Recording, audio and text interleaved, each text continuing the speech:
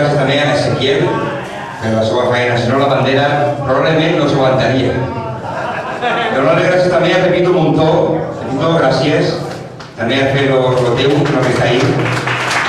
A la junta directiva de la Sorianos, a José, del grup musical que tenim així. Moltes gràcies, José, i a la resta de membres. I també a Toni el conserge, perquè gràcies a ell pues, també estem menjant un poquillo i bé. Moltes gràcies. Estic molt agraït a tots.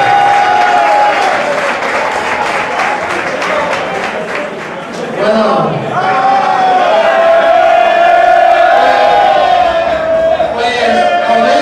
almenys s'ha pegat la xarreta, el discurset este tan xicotiu, pues ja ho sabeu tots. Moltes gràcies. A tots.